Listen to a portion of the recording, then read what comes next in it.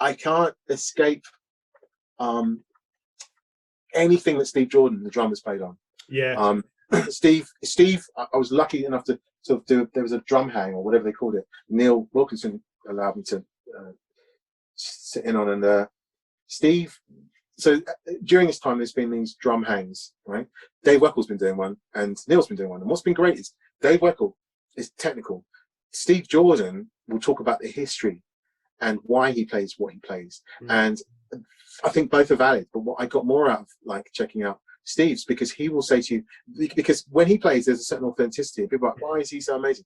People don't realize that he was a fusion cat playing all this fusion stuff, and then he was like, not really sure that's me anymore. I want to play songs, I want to play for the song. He just got more rootsier and checked out production, and it's funny because really what I'm saying is he plays the right notes for the right, you know, thing, and that's what I want to do as a bass player, you know. Yeah, so I'm sorry for rambling, but you asked me this. No, it makes total sense, and that's good. It's good. I guess there are definitely two, like, different types of musicians. I think there are some people that really want to take the technical side of it and develop that kind of voice. But I mean, I'm not one of those people either. I like being in the pocket, having some fun. So I totally get you, you know, and just doing what's right for the music, basically. Yeah, I have realised that you can never stop learning and listening, but I think that the older I get, I want to check out even older stuff to play. There's different types of music. There's music. So the best music that lasts, I'm afraid, I'd have to say classical music, because it's just timeless, right? It's been there for a long time. So I'd say that the contemporary stuff, if it's amazing, it will be there in 10, 15 years. But my record collection, man, I've got a studio at the back of my garden, and I still have a whole, I keep the CDs. I'm sorry, I'm a hoarder. And basically, I'm afraid, I'm still checking out really old stuff. So I'm checking out blues stuff. I'm checking out. I think I'm listening to my records with a new ear, and that's just simply because I think that I write a bit for television every now and again, or I write some things, or I listen to songs, and I've been really fortunate to have someone in my family that interviewed a lot of songwriters. So a lot of the old school songwriters, I'm talking about people that, you know, check him out, a guy called Harold Warren, that's what I'm listening to right now. Okay. And these were guys that would basically go in and write songs in a day, you know, or in an office or whatever. So I'm listening to lots of that stuff, because I think that it's important to have, if you're into songwriting, it's important to have a wide palette to choose from. And you might narrow that down to a sound as a producer or whatever, but being able to write a good song, it has existed in the last 150, 200 years, and it's important to know the whole gamut of it. So I don't have as much time to listen to as much modern stuff, because it's not my time. So my time is, you know, do you know what I mean? Why not learn as much from some of the modern songwriters? No, but you see, you can learn from, like I said, you learn from everyone, you know. I've got another story to tell you really quickly. Go for it. I used to do this jam called Move Your Hands, and this guy came up and he was trying to play guitar, and I said to him, and I didn't remember this, but he said, "You don't remember me, do you?" I said, "No, I don't know who you are." And this is the same time that we were checking out Paul McCartney. All the other artists in the rooms were coming out going, "It's Paul McCartney, God, he's playing that record," and Paul would come in and sing, you'd be like, "It's like the record." It's like, "Oh my gosh," and you put your ear to the wall, and then when someone would come, you'd be like a kid again, you'd run off again, right? You try next course. So anyway, one of these guys, Ben, said, "You don't remember me already?" I said, "No, I don't." Because I went to your jam, and you said, "You aren't a great guitarist, but you've really got great rhythm." I went off and thought about that, and became a bass player like you. Ben's doing the voice. Ben's been doing the voice for and Ben sounds killer. He's got a phenomenal memory, and he just lays it down, and he sounds great, and he does all those different lines. And it was like, "You don't remember me?" I don't remember you. And so the biggest thing for me is when I do something that encourages someone else to do something. I hope I never sound negative. Listen, do you know what? I've forgotten that I'm being interviewed. We're just having a conversation. And it makes me want to talk about... I don't know what you're going to take for this. That's kind of Mark's thing. But it's yeah, it's interesting what you're saying about having chops, not using it, and then get to a point where you wouldn't even know that they had them, because there's so many musical settings you're in where you just don't need to play anything other than something quite simple, but it's about obviously your feel. But then what you do in your own time to improve your feel that people hear and see is probably in some settings where you practice choppy things. I mean, does that work for you? Okay, so here's the thing. We're talking about two absolutely different things. Do you know what makes these incredible musicians incredible? Memory. what do they know about the song? What's their song form? Have you frozen? You No, frozen? I was just listening. Oh, sorry. That's so funny. That's so cool. I was like, Have you frozen? no. See? Oh, wow. It's good. It's good. So it's very good. It's very good. But anyway, the point I was going to make is, so what makes these guys incredible is just their understanding of song form, being able to deliver. Now, what I mean by that is, if you take, so Oroh Angiama, another incredible bass player, he once said to me, if you take all the records in your collection and you play, imagine you know all the bass parts to all those songs. That's a lot of songs, you know, dude. Now, do you know all those songs in your record collection? No way. There you go. So what do you need to do? Take one record, take one song, and this is another thing, and there's a theme to this really, because another guy, Paul Carvis, I was in a lot of different scenes, I've played lots of different musics, and Paul Carvis is a big time teacher, film percussionist, plays on all the big records, all the big film sessions, just really big ones. And he would say to me, if you want to learn jazz, you take a song a week, you learn it, you go on to the next song. But for the end of the year, how many songs have you learned? Do you know what I mean? The next year, and you become a jazz master, because you start to see the connections. What makes these guys incredible is that they see the connections. They put in the work in terms of knowing what songs or what that music requires. Does that make sense? And then, yeah, I think so. It's kind of like understanding the mechanics of that music. Yeah, where I am now, I do theatre stuff, which is a whole other. And in theatre, people don't want you for your individual sound. Yeah. In fact, they want you to be as plain Jane as what's written on that part. That's it. And it's so funny, because coming from a thing of, oh, what's my sound? Oh, what's my approach? Oh, will I do it this way? Or, you know, no. And that's where, like I told you, the different schools of playing where I've come up in, where people would do big band and read stuff, and still say they have their sound. No, their sound was honed towards the session scene, where you just have to play the notes, have a good sound, but your sound isn't your individual thing. Yeah, you wouldn't be able to tell who was playing just from listening to this. It wouldn't matter. It wouldn't matter. So the point I'm making is that your sound, your individual sound, was what got you noticed, and your attitude when it came to theatre and stuff like that. How long have you been more theatre-based work then now? Well, the thing is, Rowan, is that I've always been doing it. It's not been like I started. When I told you when I started playing bass, one of the teachers had said, play bass in every context because you will work. So I played bass in orchestras. I played the gig at I played on Blue Peter in an orchestra playing double bass. So you were reading, So I was always doing it alongside playing. So I would do a tour with Professor Green, and then in between I was doing a show at the National Theatre. So, or someone would say, look, we've got 4 days of I can't remember the name of these musicals. I can't remember the name of this. Like, oh, do you want to do a musical thing? And that was part of one's musical. Do you remember I said to you about, it wasn't about the chops, it's about the musicality. Yeah. So for the session thing, learning the songs, being able to read, I'm not great, but I can do it. I got to a point where on something that I'm doing regularly, I'd rather not read, because I think that if you're doing the same thing all the time for a show, it must start to just become. No, because you always find the nuances. You always find, for me anyway, I've seen a lot of interviews of people that are phenomenal bass players that were playing at a time when there was a lot more stuff going on, and at that time they would look down at pit players. They'd be like, who wants to do that? Me. I want to do that, right? Lion King opened up, and the great bass player there, I think it's Steve Price, let me sit in.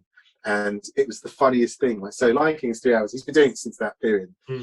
So he went in and he was, and so, oh dear. And who else was sitting in on that are playing? Andy Newmark. If you don't know who Andy Newmark is, look him up. He's a legend, absolute legend. Anyway, halfway through the gig, the music falls on the floor. I'm going, oh, do I help him? Do I not? And because I'm there as a guest, I don't want to get in his way because he's got to move basses and stuff. So oh my gosh, he goes, oh, just pick it up. He knew every dot on the page. He just used, it's like just to trigger certain bits. But he wasn't reading it, but he was playing it note for note. But he played it for so long, it's just like, oh yeah. Now, so while I learned something that night, because the notes are there, but he's, in that particular show, you have to watch the conductor and for specific things. It's a really great show, actually, one of my favorites. But the point I'm making is reading doing sessions, reading, whatever, was always part of parcel. So it wasn't a question. So however long I've been playing bass, I've been doing things like that, whether it be at college level, university level. It was just like, oh yeah, you know, if you work hard at whatever you're into and whatever you're passionate about, it will take you places that you would never dream. And that's what this has been. A love. It was my opportunity. I loved music, right? But playing bass was an opportunity to play with other people, to learn about lots of different musics, and express myself. Does that make sense? Yeah. That's what keeps me happy today. I mean, it's like I work hard so that I can get to a point where I can just play all day, if I could. You're going about things these days. Obviously, you're not doing gigs per se. Are you doing a lot of playing at home? Then, like, obviously, I guess you would be. Yeah. So, I'll be honest with you. I think that one of the things I did was I took the time to sort of refresh what I know. You know, I mean, just sort of on the instrument, technical things. And there's tons of transcriptions of stuff that I need to kind of work on. And it's really bad because if you haven't worked on it in a time like this, then you're never going to work on it, because normally it's like, oh, I don't have the time. I'm going to get to work. Yeah, no excuses now. My excuses were with children. That was my excuse, because I can only have this interview because my daughter's at school. You know, my approach is take everything you do. So I'll learn something, but I'll learn it on piano first. The reason being is because it gives you the harmonic understanding of where things are. So, and you get that into your system so that when you come to the bass, this sometimes the last thing I do, but you've got this understanding of what the song is and where it's all going and how it all sounds. So I'll bring the things that I do into playing bass. So I'll be learning a song, but I'll learn it on piano. I'll learn it on guitar a little bit. I'll learn it on bass. I'll know the melody. I'll know the song. Because the thing is, I think I was teaching my daughter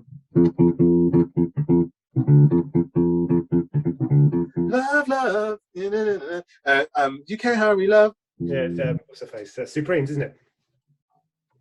Exactly. She, unfortunately, the Amazon was only playing the Phil Collins one, but that's funny because I was showing her how. Listen, that is his version, and this is the person that done it originally. The funniest thing, I'm sidetracking now. So my daughter, everyone takes for granted what their parents do. What do your parents do, bro? My parents do. Oh, nothing special. Mum works as a receptionist in a doctor's surgery. My dad's involved in stone, large bits of rock, like kind of. Okay, so here's the funny part, right? Listen. So this is what you're doing, right? Oh, Dad's involved in stone. Oh.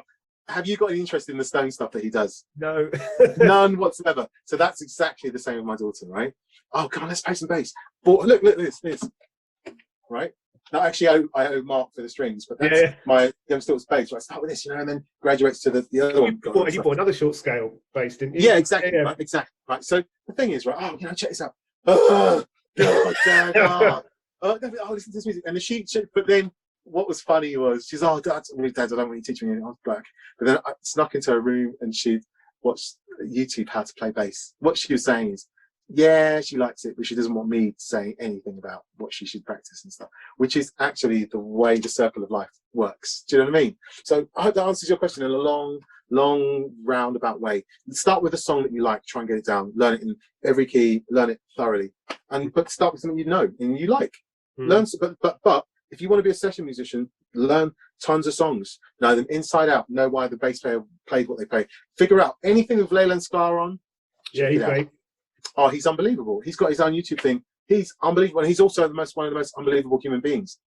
And you know, he is. I mean, I could for every day of the year, I could talk about bass players till the cows come home, because they are some of the nicest people I've met and all have their own individual style. You got any questions? I hope I'm sort of giving you something. I'm Do you know what? We've spoken so long and not talked about Jacko.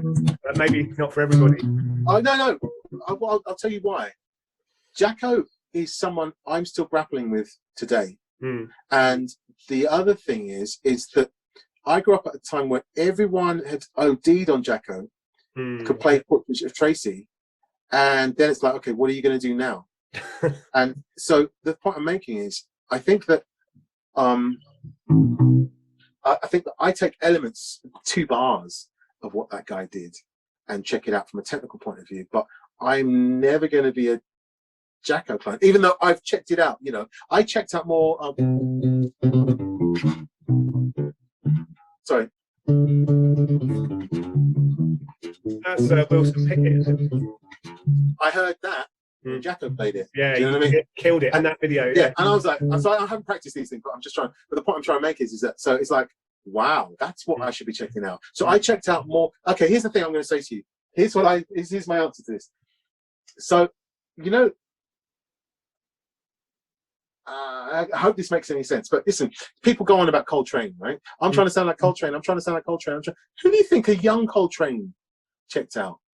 Young Coltrane wasn't the Coltrane that people were checking out. So if you want to check out and be like Coltrane, don't try and play his licks. Check out the people that he checked out. Yeah, exactly. So the thing is, I'm trying to say about Jacko is that check out the stuff that he was checking out. Yeah, that's the stuff, because what he came up with was absolutely unbelievable. And Jacko, but check out, if you're into that so badly, check out what he was doing with the bands that he was in earlier.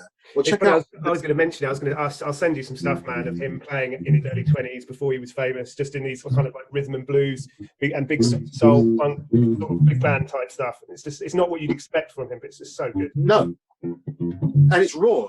Very much so. Music has taken a funky sideways turn where the value of it's being devalued in a commercial world, where artists don't even get paid for their work because everyone's streaming everything. And you know, and the thing is, this came around, was the same thing for songwriters in the 30s and 40s. This isn't a new thing. You had Tin Can Alley writers that were getting ripped off and stuff. Now, does that diminish my love of music? No, but I'm not so worried about the business side of it, if that makes any sense. Play because you love it, and then good things will happen. Because and just you know, have like, but all the bass players that I've met, they've got a serious side to them. You know, they're serious about what they do. They're very serious about what they do. And people will see that and resonate. But it's who you are as a person that resonates before your bass playing. But your bass playing has to be great anyway. You know, I mean, does that make sense? Yeah, totally. But be solid as a person, I think, because honestly, I would not have been. I honestly feel humbled that you've taken time. I know we're running out of time, Ron, but what I was going to say was that I'm very humbled that we've had this chat. I possibly haven't answered your questions. Let's do it again anytime. Because actually, in fact, it's like we've been hanging. Do you know what I mean? Yeah, which I think is better. Yeah. Oh, I will tell you something else. Here's another funny story. Do you know Cliff Richards? Yeah. So this was one of the greatest honors of my life. The bass player, Steve Waters, the bass player, he had been George Michael's bass player right up until he passed. So he had the gig with Cliff Richards, and he just Cliff, look, I needed closure on the George gig, so they were doing some tribute stuff. So he couldn't do a batch of gigs for the summer, and this has only happened twice. So this is the fun. This is my proudest moments, right? We spend all our lives being insecure about who we are and whether we can play or not. And two things happened.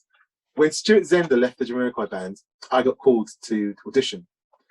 I looked at the list of people, and I didn't turn up because I was like, forget it. I don't need. No, I was like, these are my heroes. Go to audition.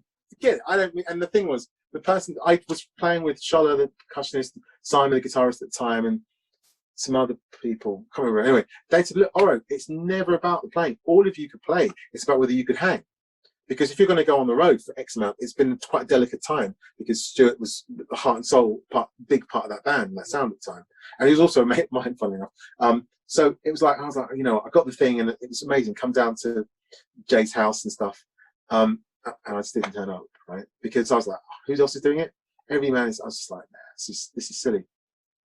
So I regretted it, but I was humbled to be asked. I was like, oh, that's amazing. Second time, so this time around, Cliff Richard can't make it. Steve Lewinson, Paul Turner, Phil Mulford, a couple of people, and now I'm a little bit more mature. So, and the music actually, Steve was playing some, it sounds ridiculous, but I always thought, oh, Cliff Richard, you could walk in the park. There's some tricky stuff in that music. So every music has its own thing, right? And but that time I was honoured to be like thought of. It's like, hang on, like you've got to understand, the kid who'd been the cab controller in New Kings Road, who met the first George Michael's first bass player, now the one that was his one to the end, who called me to go and do an audition for his. I was like, wow, you know, I was like, I didn't care if I didn't get the gig or not, because the company of people that I've been up, that's just, I honestly, I already had a gig. I was already doing a gig, but I could have stopped it to do these things. So I didn't care whether the gig was paying less money. It wasn't about that. I was like, come on now, this is just like to be thought of in that I'd done something right. And that's how I feel about this interview. for you to contact me, I must have done something right with my life. And that's this, like, and this is what I'll leave you with. This is my proudest moment, man. You've made my day, and that's what I live for. Everything. That moment. No, seriously, you got to find, because if you find that joy in that day, that makes everything else, makes sense of everything else. Yeah. Does that make sense? Yeah. Does that make sense? Do music because you absolutely love it. Do it because you want to share with other people, and great things will happen. Do it to the best of your ability. Once you get to a point where you actually realize you love it, be disciplined about it, even if it's 5 minutes a day. Because consistency, and this is another thing, basically music teaches you how to overcome obstacles, because there are things that just don't make sense when you pick up an instrument. One thing I've always believed is that I took all the influences, but then I wanted to get to a point where it influences me so much that I want to add to it creatively. Does that make sense? So you take all the things that you're into, and because we can't, unfortunately, play with our friends or whatever, try and write, even if it's a bar of something that expresses who you are, because in that, there'll be a journey that's just as amazing and as beautiful as this conversation. And it might put you in a different headspace, because the influence that you've talked about, that's not run of the mill. And it's that what you talked about is actually really beautiful and unique to you. So, and I mean, it's funny because, you know, you could have Nordic roots with a name like Rowan. Do you know what I mean? It might be something that resonates with you. Do you know what I mean? It might be something that resonates with you. I tell you what, you've given me the window. I'll send you some of my music after, after this. Yeah. That's basically all I have been doing in lockdown, is working. I have a little setup just for laptop, just trying to make my own stuff, which is a mixture of things. So I'm always a bit worried about playing it to other people, because no, you know how that's too people short. Listen, Rowan, I'm telling you, I'll email you some. Please do. On that note, I'm gone. I'm out of here. Yeah, cool, man. That's it. We'll be in touch. Listen, even if you, I'm so sorry. Please apologise in advance to Mark. I might have to text him actually and to say, look, sorry, mate. Absolute failure again. I've taken the F grade on this, but I hope you've enjoyed it. And I feel inspired, man. I'm gonna practice my. That's what I want to do. I've got my own way of talking and my own roundabout way of. I don't know where this is going, but you listen back to it. It'll make some sense.